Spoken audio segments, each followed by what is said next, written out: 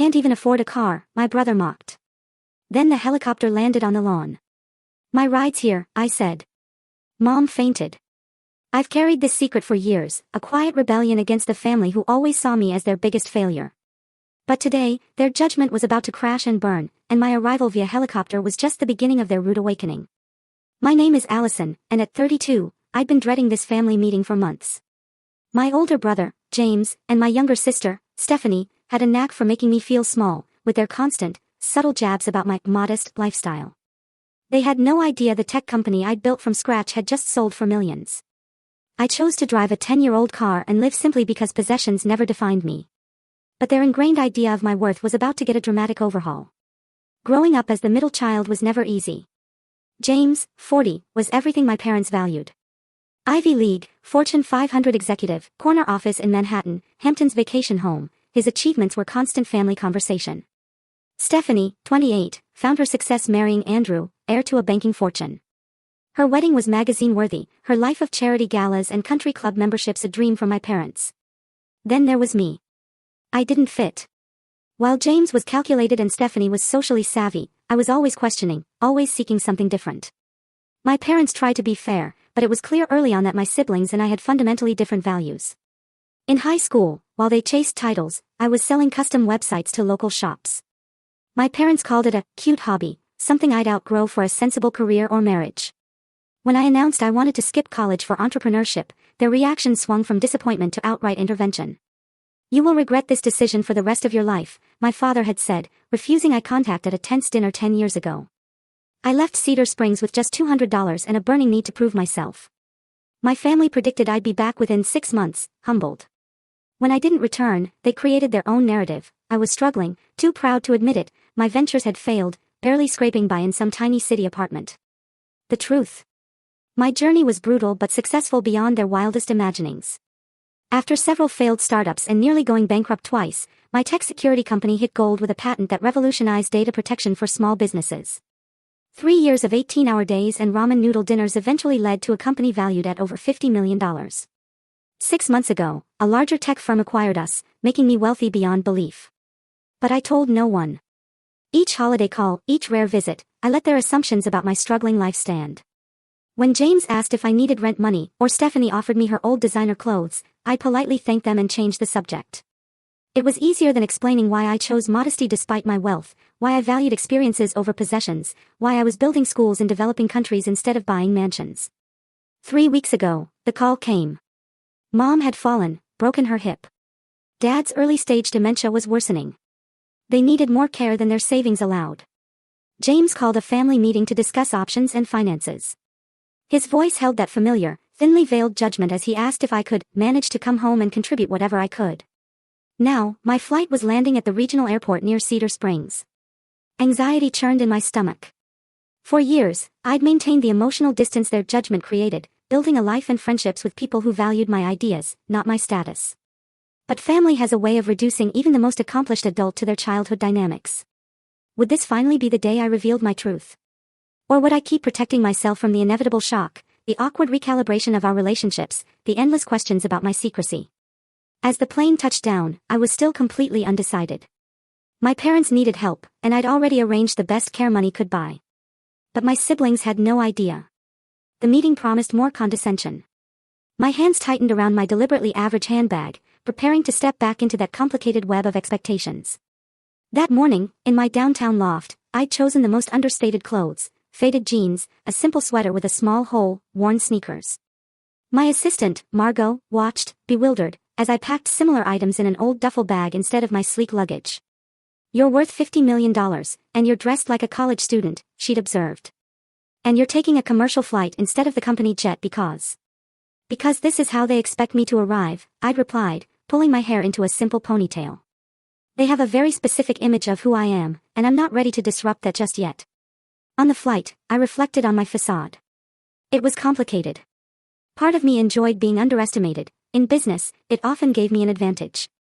With family, their low expectations meant I never had to justify my choices. But there was a deeper reason, one I rarely admitted even to myself. Their judgment had hurt me profoundly. When I first left home, their dismissal of my dreams cut deep. Each patronizing comment about my entrepreneurial phase, each suggestion I should settle down, built a protective wall around my true self. Your problem, Allison, is that you've always been impractical, James had said during our last family Christmas 5 years ago. Some people are meant to lead. Others are meant to follow. There's no shame in accepting your limitations. That night, I'd stepped outside to hide my tears, pretending to take a call. The irony. Earlier that day, I'd closed a deal that expanded my company internationally. My team had celebrated with champagne, while I flew home to be treated like the family disappointment. The taxi from the airport drove through Cedar Springs. The downtown, the hardware store, the ice cream shop, everything seemed smaller now, preserved in amber, while my world had expanded beyond recognition. The familiar white colonial with blue shutters, my mother's garden, it all evoked a pang of nostalgia mixed with apprehension. For a moment, I was 10 again, seeking approval I rarely felt I fully received. I paid the driver, took a deep breath, and walked up the familiar path. Before I could knock, the door swung open. James, in a cashmere sweater and pressed slacks, stood there. Finally, he said by way of greeting, checking his expensive watch. We expected you hours ago. Did your flight get delayed, or did you have to take the bus? His eyes swept over my casual appearance, a small, satisfied smile playing on his lips. Good to see you too, James, I replied, giving him a stiff hug. The flight was fine. How are Mom and Dad? As well as can be expected. He took my duffel bag, his expression a mix of pity and superiority. I've been here since yesterday, setting everything up. Stephanie and Andrew arrive tomorrow morning. You're in your old room, of course. Nothing's changed there. As I followed him, he continued, you know, if you need any help with expenses while you're here, just let me know. I know taking time off must be difficult for you financially. And there it was. The first of many reminders of my perceived financial status. I could have corrected him, mentioned my executive team was handling my schedule, that money was the least of my concerns. Instead, I just nodded and thanked him politely, playing the role they'd assigned me. Dad was dozing in his recliner, thinner, grayer. Mom was in the kitchen, her movements slowed but her eyes bright. Allison, sweetheart, she said, reaching for a hug. You look. She paused, searching. Healthy. Are you eating enough on your budget? You know, you can always call if you need help with groceries. I'm fine, Mom, I assured her, helping her to a chair. Tell me about your recovery. As we talked, James hovered, interjecting with medical terms and facilities he'd researched. He had a binder of care options, complete with cost breakdowns. His organization was impressive, but it came with the assumption he'd be making decisions, with minimal input from me, the struggling middle child. We'll go through everything in detail at the meeting tomorrow, he said, closing the binder. But I wanted you to have time to process the realities. The quality care they need is not inexpensive. His emphasis on cost was deliberate, a subtle reminder of my perceived inability to contribute. I nodded thoughtfully, knowing my offshore account held more than enough to provide for them. But tonight wasn't for revelations. I needed to understand the full extent of their attitudes. That evening, Mom insisted on making dinner, but James had already arranged a meal delivery. His way of implying my cooking would be inadequate. The spread was impressive, roasted chicken, garlic mashed potatoes, artisan bread. This must have cost a fortune, Mom exclaimed. James, you're always so generous. It's nothing, Mom, he replied with practiced modesty. The firm had an excellent quarter. Besides, we should enjoy these family moments while we can. The doorbell rang, and Stephanie burst in with her husband, Andrew, trailing behind, carrying designer shopping bags. My sister looked like she'd stepped out of a magazine. We're here, she announced, embracing Mom. And we brought gifts. She distributed packages, scotch for Dad, a silk scarf for Mom, a leather portfolio for James. When she reached me, her smile faltered slightly. And for you, Allison, I thought you could use this. She handed me a small bag with a gift card to a mid-range clothing store. I noticed last time your wardrobe could use some refreshing. This should help you get a few professional pieces for job interviews. Thank you, I said, pocketing the card, ignoring the implication. How thoughtful. Well, we all want to see you succeed, she replied with a patronizing pat on my arm. Speaking of success, Andrew just made partner. We're celebrating by renovating the kitchen. Italian marble everywhere. Dinner revolved around their achievements, James's promotion, Stephanie's fundraising gala, Andrew's golf tournament win. When the topic turned to me, it was always framed as gentle concern. And what about you, Allison? Stephanie asked, refilling her wine glass. Any exciting developments in your, what is it you do again? Web design. Something like that, I replied vaguely. Small business solutions. Still freelancing then, James cut in. I know a few people who might need basic websites. Nothing major, but it could provide some steady income, more reliable than gig work. I appreciate that, I said, swallowing both my pride and the urge to mention my gig work had recently been valued at $50 million.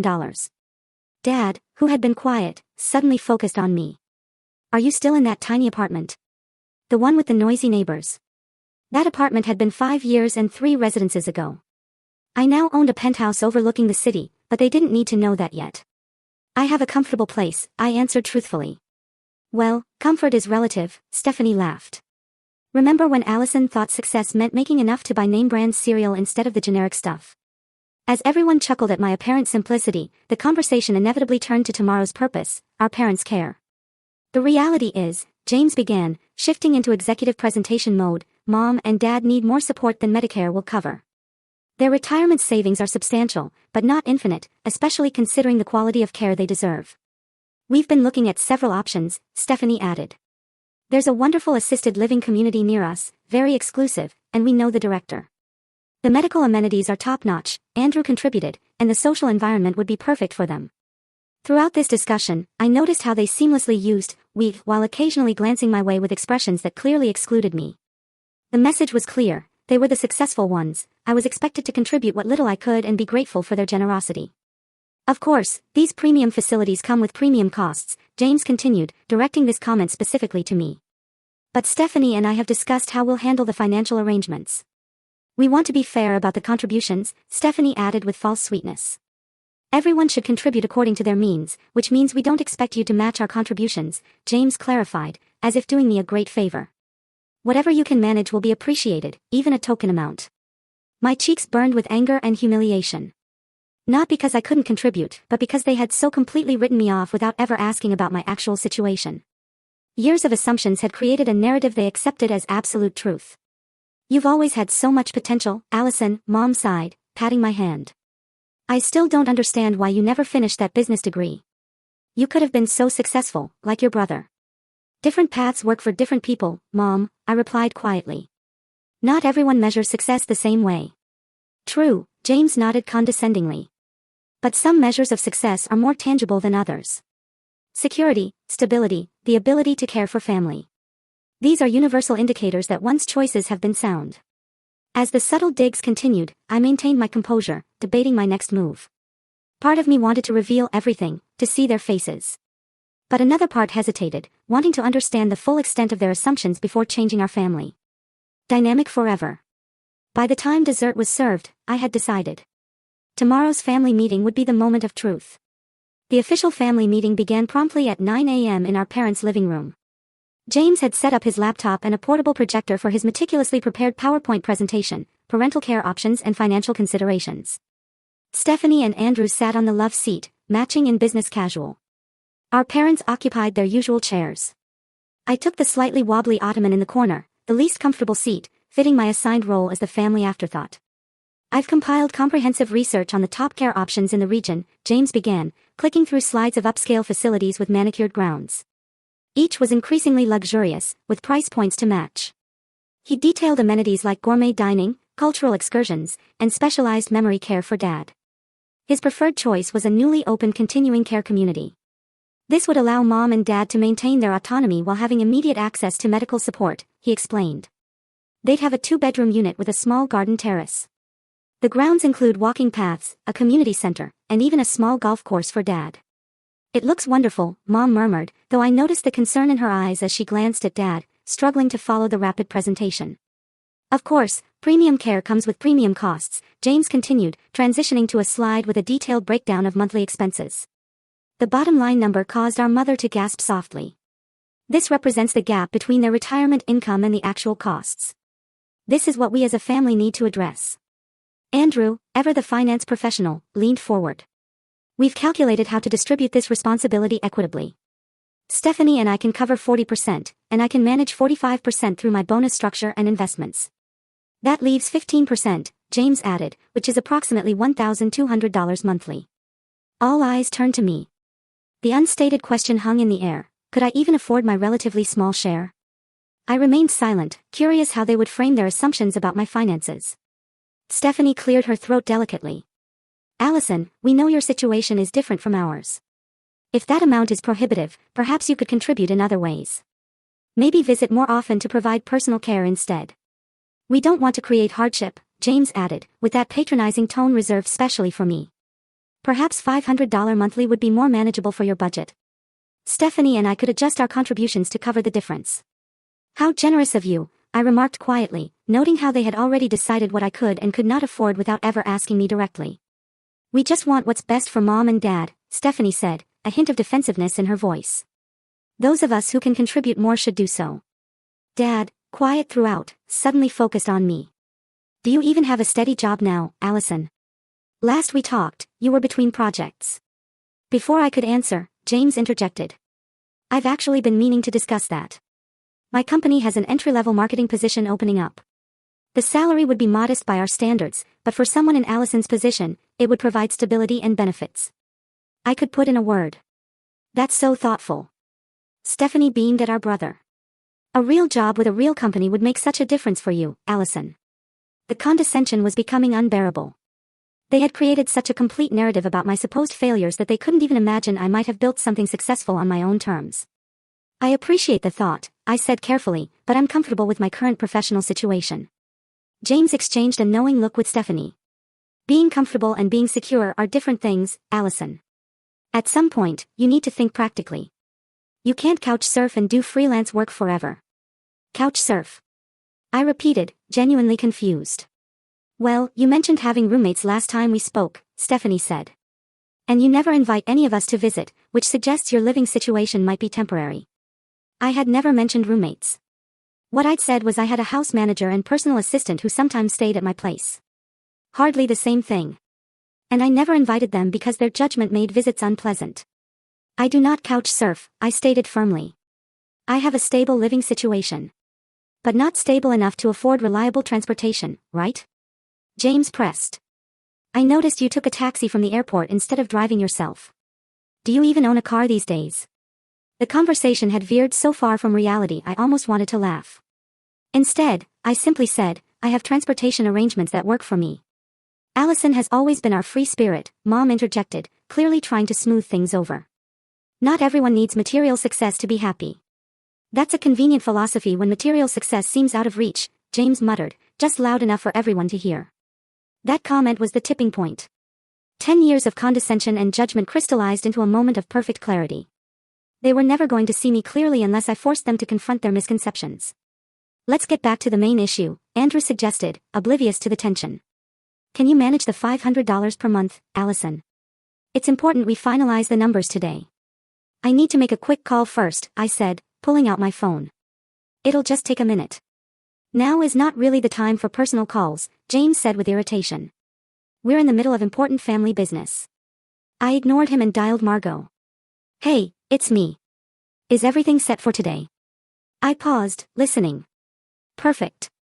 Go ahead with the arrival in 15 minutes. Yes, the front lawn is big enough. Thanks. I ended the call and turned back to my confused family. Sorry about that. Just confirming my transportation. Did you arrange for another taxi? James asked. We're not finished here. Not exactly a taxi, I replied, settling back into my seat. Now, about those care options. I actually have another facility to suggest. It opened last year, about 20 minutes from here.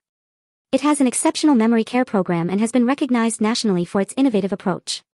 I researched every quality facility within 50 miles, James said dismissively.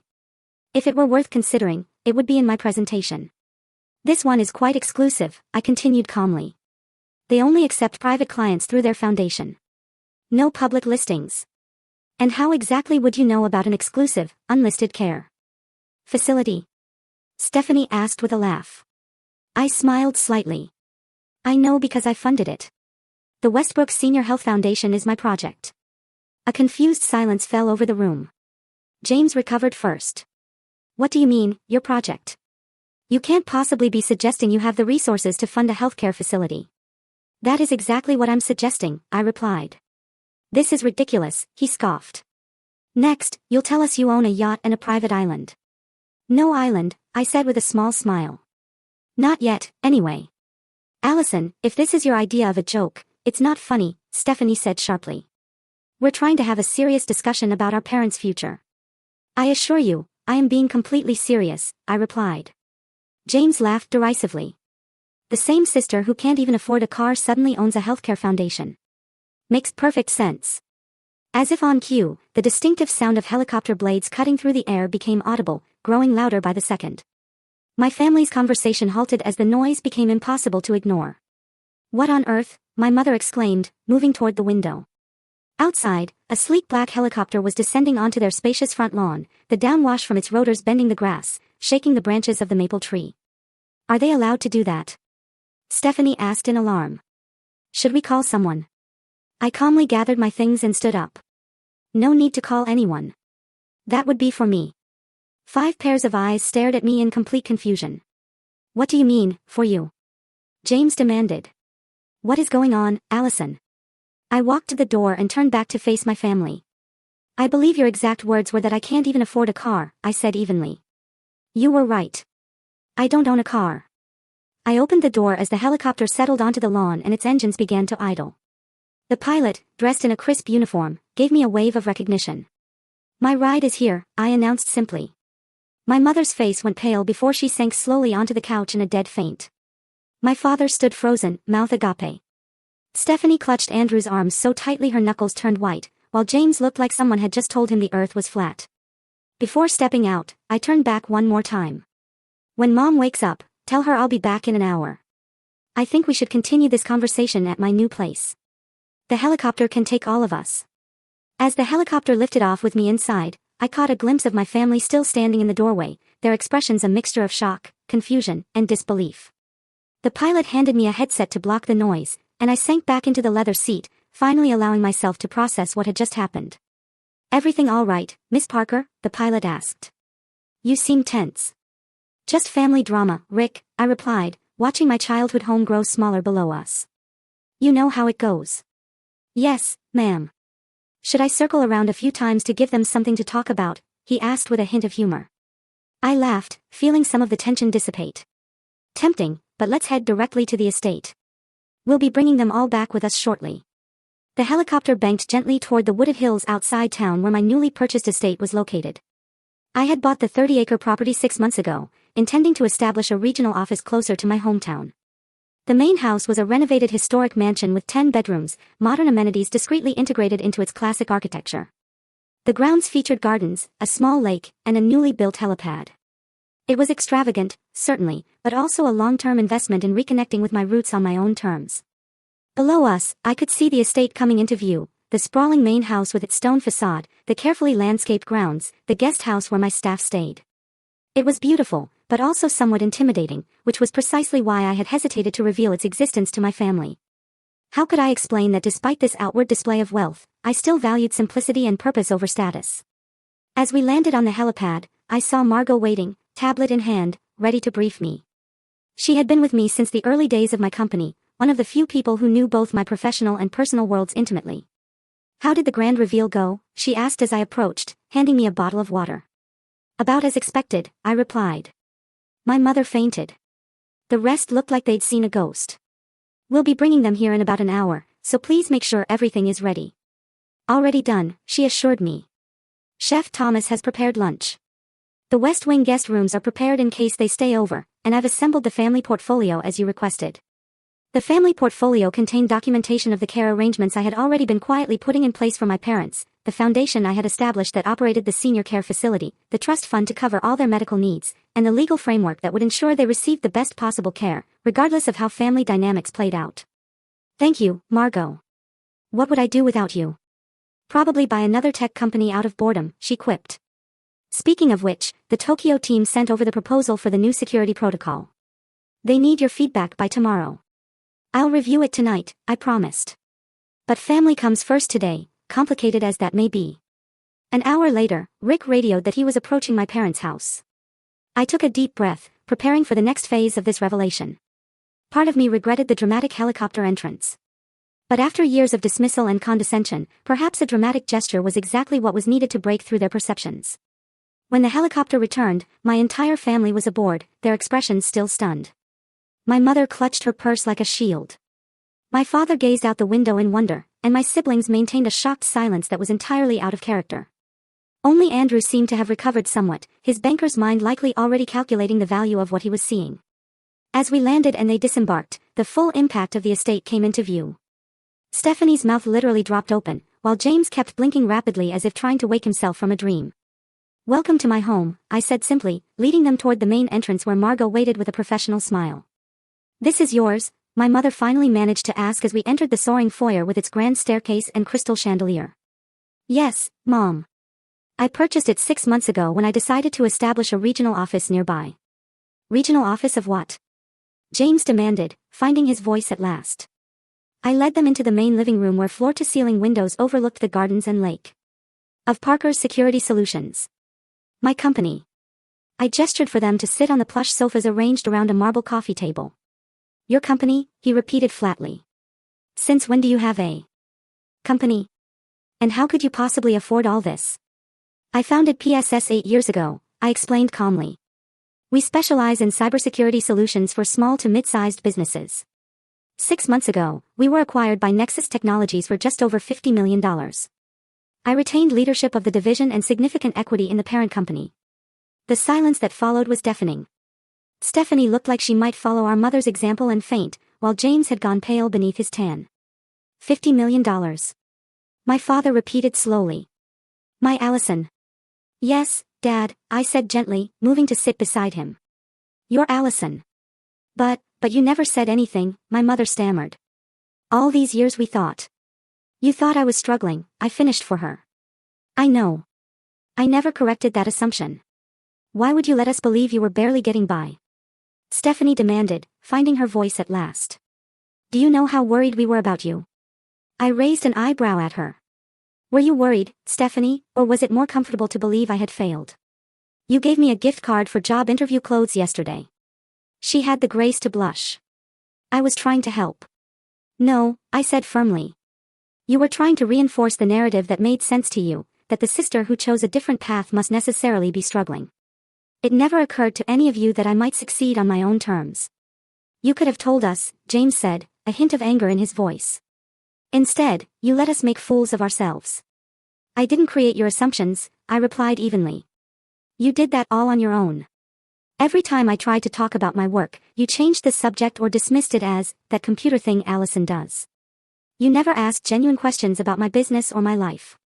"But the old car, the taxi from the airport," my mother began. "Those were choices," I finished. "I lived simply by preference, not necessity. I drive a 10-year-old car, when I drive at all, because I prefer it. I took a taxi because I flew commercial to maintain my privacy a bit longer. None of that means I can't afford better. It means material displays are not how I measure success." Andrew, ever practical, spoke up for the first time. "So that care facility you mentioned, the Westbrook Foundation, that really is yours?" I nodded and gestured to Margot, who brought over the family portfolio. "Yes.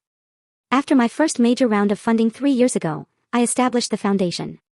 It operates an innovative care community specializing in memory support and holistic elder care. I had already arranged for Mom and Dad to have a place there whenever they need it." I opened the portfolio and began showing them the documentation, the trust established in our parents' names, the healthcare provisions, the legal framework that would protect their future regardless of any family disagreements. "You did all this without telling us?" James asked, his voice a mixture of awe and residual anger. "I did all this because I love them," I corrected. "And yes, without telling you, because I knew what would happen, you'd question my decisions. Whether I was worthy of having a say in our parents' care." Today's meeting confirmed exactly that. My mother wiped away tears. "We never meant to make you feel that way, Allison." "Perhaps not intentionally," I acknowledged. "But every gift card for basic necessities, every offer of an entry-level job at James's company, every condescending remark about my potential sent the same message, that you believed I had failed and needed rescue. We were trying to help." Stephanie insisted. "Were you?" I asked. "Or were you trying to validate your own choices by casting mine as the cautionary tale, the family screw-up who couldn't succeed without following your prescribed path?" My words hung in the air, uncomfortable but true. For the first time, my siblings seemed to be genuinely reflecting on their behavior rather than defending it. My father reached over and took my hand, his eyes clearer than they had been all weekend.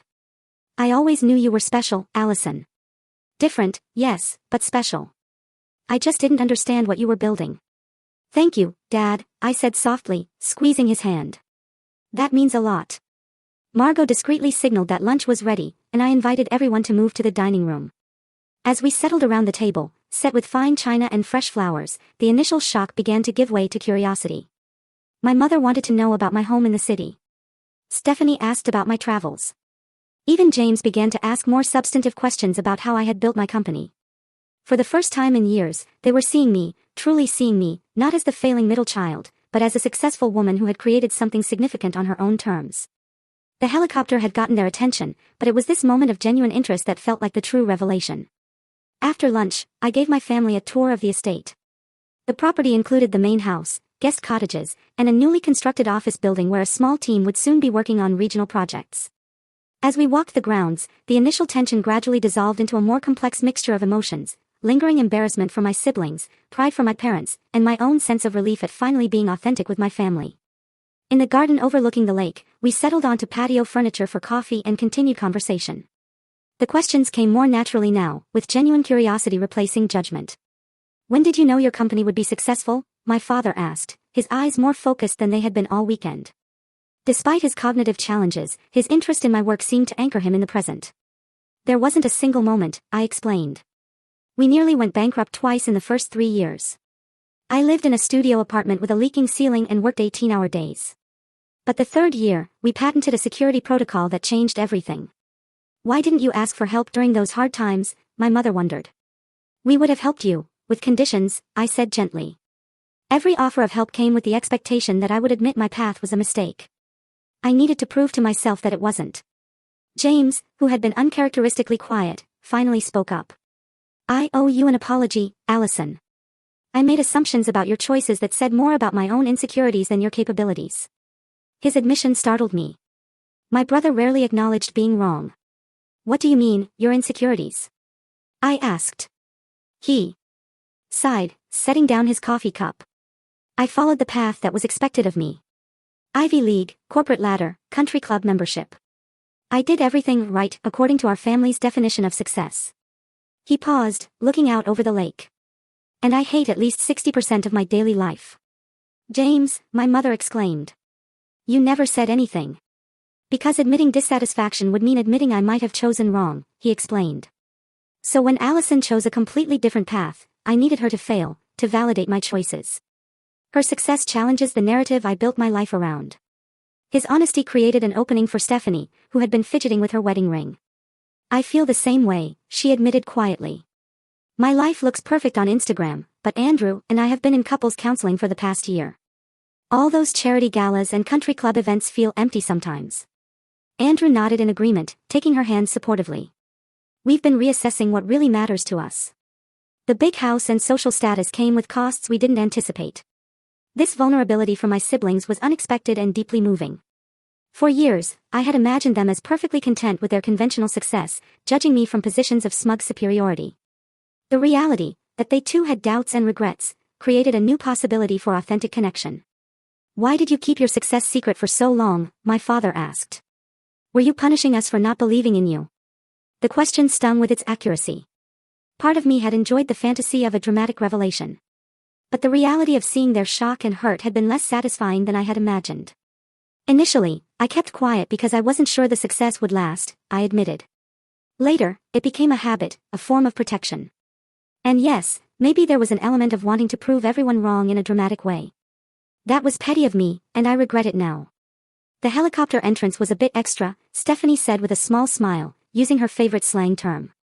I laughed, acknowledging the truth. Not my most mature moment, I conceded. But after James's comment about not even affording a car, something in me just snapped. I deserved that, he admitted, though Mom fainting was concerning. I was overwhelmed, our mother defended herself. Finding out your daughter is a millionaire tends to come as a shock. Multimillionaire, Andrew corrected automatically, then looked embarrassed when we all turned to him. Sorry, banker habit. The conversation shifted to my parents' care, this time with me fully included. I explained the Westbrook Foundation's approach to elder care, particularly for dementia patients like my father. Rather than the institutional model James had researched, Westbrook offered a community of small, home-like residences with personalized care plans and an emphasis on maintaining dignity and independence. The foundation has already established a trust to cover all expenses, I explained, addressing the financial concerns that had dominated the earlier meeting. But this is not about me taking control of the decisions. It's about all of us finding the best solution together, as equals. Equals, James repeated thoughtfully. That's going to take some adjustment in my thinking. Mine too, I acknowledged. I've been defining myself in opposition to all of you for so long. I'm not sure I know how to be just a sister and daughter without that edge of resentment. As the afternoon progressed, we began rebuilding our family dynamic on this new foundation of honesty. The process was awkward at times, with old habits of interaction reasserting themselves, but the willingness to try was evident on all sides. My parents watched their adult children with a mixture of concern and hope, occasionally contributing memories from our childhood that highlighted moments of connection we had forgotten. When evening approached, I invited everyone to stay over in the guest rooms, an offer they accepted with varying degrees of enthusiasm. Stephanie was clearly excited to experience the luxury accommodations, while James seemed relieved not to have to process everything that had happened while driving back to the city. My parents were simply happy to have all their children under one roof, a rare occurrence in recent years. Over dinner, prepared by my personal chef, we continued building bridges across the years of misunderstanding. There were difficult moments, Stephanie's hurt over not being included in my real life, James's lingering defensiveness about his career choices, my parents' regret for not supporting my entrepreneurial path more fully. But there were also moments of genuine connection and even laughter as we shared stories from our separate lives. So, you really flew to Tokyo for a day just to meet with investors? Stephanie asked incredulously. I can't imagine having that kind of freedom. It wasn't as glamorous as it sounds, I assured her. I was so jet-lagged, I put salt in my coffee instead of sugar and nearly fell asleep during the presentation. Still, she sighed, your life sounds exciting. Parts of it are, I acknowledged. Other parts are ordinary and sometimes lonely. Success created opportunities, but also isolation. There are trade-offs to every choice. I think that's what I'm finally starting to understand, James said thoughtfully. There's no perfect path that guarantees happiness. We all just do our best with the choices we make. As we finished dinner and moved to the living room for dessert, I realized something profound had shifted in our family dynamic. The hierarchies and judgments that had defined our relationships for so long were not gone entirely, but they had been fundamentally disrupted. In their place was something tentative but promising, a more authentic connection based on who we really were rather than who we pretended to be. When my mother accidentally knocked over her coffee cup, staining the expensive carpet, her immediate distress revealed how much she still saw herself as a visitor in my world rather than family. I'm so sorry, she gasped. That rug probably costs more than our car. It's just a rug, Mom, I said gently. Things can be replaced.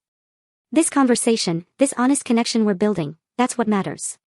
Later, as everyone retired to their rooms for the night, I stood on the terrace looking out at the moonlight reflecting on the lake. James joined me, offering a glass of whiskey from my collection. You've done well for yourself, little sister, he said with genuine admiration. Not just the money and all this, he gestured at the estate, but building something meaningful on your own terms. That takes courage. I'm not sure I have it. It's never too late to make changes, I told him. If you hate 40% of your life, that's actually not terrible odds, but you could aim higher. He laughed softly. Always the optimist. Some things never change. Some things shouldn't, I agreed, clinking my glass against his in a quiet toast to new beginnings. The next morning, sunshine streamed through the windows of the estate's breakfast room as my family gathered around the table. Chef Thomas had outdone himself with a spread of fresh pastries. Fruit, gourmet omelets, and perfectly brewed coffee. The conversation flowed more naturally now, with less tension and more genuine interest. I still can't believe you funded an entire care facility, my mother said, adding cream to her coffee. How did you even know what was needed? Research, I explained. After Dad's diagnosis, I dove into learning everything I could about progressive memory care. The traditional options seemed so institutional and impersonal. I wanted to create something that preserved dignity and joy, not just safety. That's what impressed me most during yesterday's tour, James admitted. The attention to design details that support memory patients without looking clinical. The residents seemed genuinely happy. That was the goal, I nodded. When residents move in, we interview their families about their life histories, preferences, even the small daily rituals that made them feel at home. The architecture and programs were built around those human needs, not just efficiency. Would it be possible for me to volunteer there sometimes? Stephanie asked hesitantly. My charity work has felt increasingly superficial lately. This seems like somewhere I could make a real difference. They would love that, I said, genuinely touched by her interest. They have an arts program that could use someone with your eye for design. The conversation shifted to more practical matters, the timeline for our parents' potential move to the facility, the legal arrangements, and how we would stay connected as a family through the transition. For the first time, we were discussing these issues as equal partners, each contributing our different strengths to the solution. After breakfast, we moved to the garden for a family photo, the first in many years where the smiles felt genuine rather than performed. As we arranged ourselves on the terrace steps, I found myself reflecting on how dramatically our family dynamic had changed in just 48 hours. Before you return home, there's something I want to share with all of you, I said once we were settled in the living room again. My success has been meaningful professionally, but it has come with personal costs. I'm only now beginning to address them. What do you mean, dear? My mother asked with concern. I've spent 10 years defining myself in opposition to this family, I explained. Working to prove you wrong became such a driving force that I sometimes lost sight of what I actually wanted for myself beyond that validation. Building walls to protect myself from judgment also kept me isolated from genuine connection. I think we all played a part in that dynamic, my father said with unexpected clarity. Family systems are complicated. Everyone contributes to the patterns. Exactly, I agreed, surprised and touched by his insight. Which is why healing needs to involve all of us. I'm planning to stay in this area part-time now, splitting my time between here and the city. I want us to rebuild our relationships, not based on who we thought each other was, but who we actually are. I would like that very much, my mother said, reaching for my hand. To get to know the real Allison, not just the version we imagined. And I want to know the real versions of all of you too, I added. Not just the roles we fell into over the years. James cleared his throat. Speaking of authentic selves, I've been thinking about making some changes. I've been offered a teaching position at the business school. Less money, but more meaningful work. After seeing what you've built, Allison, I'm inspired to stop doing what's expected and start doing what matters. That sounds perfect for you, I said sincerely. You always were a natural teacher. Stephanie shared her own tentative plans for shifting her social energy from status-driven charity galas to more hands-on community work, while Andrew mentioned his interest in ethical investment counseling for nonprofits. My parents listened with evident pride as their adult children spoke about aligning their lives more closely with their values. As the weekend drew to a close and preparations were made for everyone's departure, I felt a profound sense of peace. The helicopter that had caused such drama was now just one transportation option among many, no longer a symbol of division, but simply a convenient way to take my parents home. Will you come for Sunday dinner next week? My mother asked as we said our goodbyes. Nothing fancy, just family. I would love that, I replied, embracing her warmly. Just family sounds perfect. After everyone had gone, I walked through the quiet house, reflecting on the weekend's events. The revelation of my success had created an opening for something more valuable than recognition or vindication. It had opened the possibility of authentic connection with the people who had known me longest. True wealth, I realized, was not measured in helicopter rides or estate homes, but in relationships where you could be fully yourself and still be loved. For years, I had pursued external success while keeping my heart protected behind walls of secrecy and resentment. The real challenge now was learning to be vulnerable, to risk being known fully by the people who had once misunderstood me so completely. As I settled on the terrace with my laptop to review the Tokyo proposal Margot had mentioned, I felt lighter than I had in years. The complicated family dynamics were not magically resolved, and there would undoubtedly be setbacks and old patterns reasserting themselves in the months ahead. But a fundamental shift had occurred, creating space for new possibilities in our relationships. The sun was setting over the lake, casting golden light across the water. In that moment, I felt immense gratitude, not for the material success that had allowed me to make a dramatic entrance, but for the courage to finally be authentic with the people who mattered most. That was the true victory, far more meaningful than proving anyone wrong. I wonder how many of you have had similar experiences with your families. Have you ever been underestimated or had to prove yourself to loved ones? Please share your story in the comments below. If this resonated with you, please like and subscribe for more real-life experiences. And remember to share this video with someone who might need to hear that success comes in many different forms. Thank you for listening to my story. True wealth lies in authentic connections, not material possessions.